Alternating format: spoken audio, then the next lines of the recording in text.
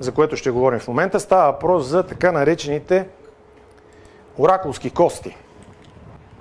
Това са оракулските кости. Първо за името. Оракулски, защото са били използвани в такива религиозни церемонии, в които древните китайци се опитвали да предсказват бъдещето, да така комуникират с богове, с предците, оракул. Кости, защото са кости.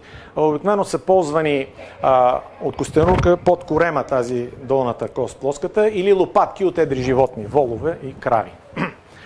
И как тези ритуали за предричане на бъдеще са били изключително важни в древното китайско общество. Всъщност краля, императора, който е бил, е имал властта не толкова, защото е най-страшния или има най-много богатство или най-силен, защото той е единствения, който има право да провежда тези ритуали и да комуникира с боговете, с предците, който му дава достъп до отвъдния свят и с съветите на предците той ще може да напътства и да подобри положението на хората и това му дава тази власт. Най-вероятно тези ритуали са били провеждани много често. Тези кости са били открити в продължение на много години от фермери, които са обработвали нивите, но понеже не може ли да разберат тези странни знаци и обикновено ги заравали обратно в земята. След време започват да ги ползват за традиционна китайска медицина, стриват, докато 1899, мисля, професор от Имперската академия в Пекин купува няколко такива кости от антиквар и разбира, че става въпрос за древна писменост. В момента, в който се разчува за ценността на костите, започва хаотично и безразборно иманярство, но иманярите ревниво крият откъде ги намират. И чак 10 години по-късно се установява, че източника е малко селце в околностите на град Аньян, съвременния Аньян, който след това се оказва, че е последната столица на една много древна китайска династия Шан. И се разбира, че става въпрос за писменост от тази династия. Първият обаче, който започва систематично да разкопава, да проучва, да разчита, да систематизира, е всъщност канадски мисионер Джеймс Мингис, който събира огромна колекция, 35 000 кости и фрагменти. След смъртта я оставя в Китай и до сега там го считат за най-изявения западен учен за тези оракулски кости. И дома му е превърнат в музей и много почитан в Китай. Така, как са протичали съответните церемонии? Костите са били много добре подготвени, изсушавани много, за да станат много крехки и на тях имало мънички дупчици. И в момента, в деня на церемонията, както казах, те са превеждани много често, тези церемонии. В тези дупчици се вкарва много нагорещено шило, най-вероятно бронзово шило, и то разпуква коста.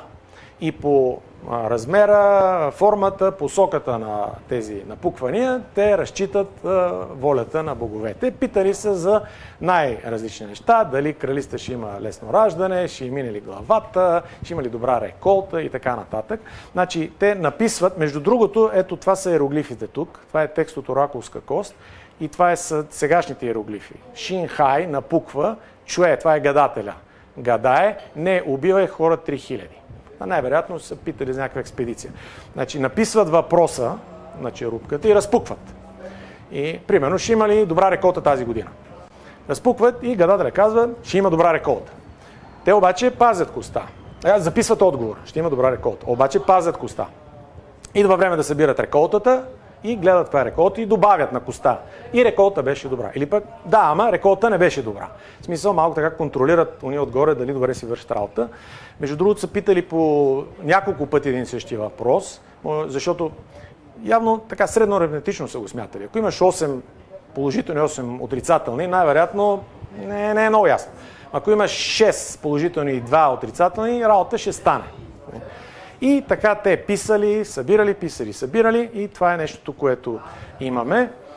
Тук са, между другото, набързо само да покажа, това са от оракулските кости, иероглифите за 12-те животни от календара, зодиака техния.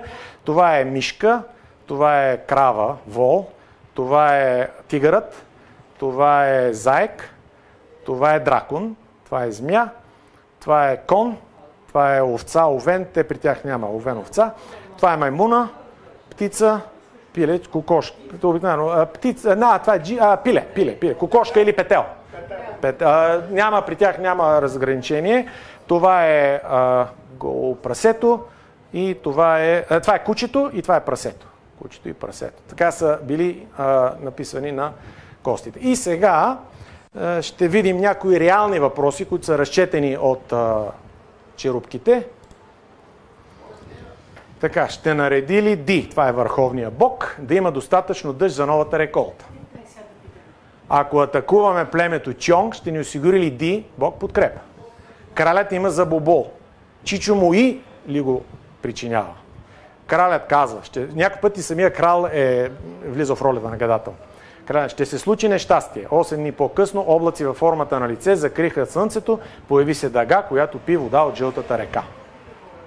Следващия. Напукахме тази кост на Джашън. Това е името на деня, Джашън. Чуе, гадател, извърши разпукването. Ще има ли Фухуо щастливо раждане? Кралят предрече. Ако роди на Динг Дън, такъв Дин, ще бъде щастливо. Ако обаче е на Гънг Ден, ще бъде благословен. На 33-я ден Джаин Фухуо роди. Не беше щастливо, беше момиче. Китай, да, така, не само там, древността, съжалявам, Фухуо е била главната жена на краля, там е имало многоженство много дълго. Така, и другия, разпукахме коста на Гуейси деня, Чуе пита, ще има ли нещастие в следващите 10 дни, кралят предрече, ще има нещастие, случи се както кралят каза, на Джао ден, кралят отида на лов за носорози, колесницата на министър Цай се преобърна и синът на краля Ян, който караше кралската колесница, също падна.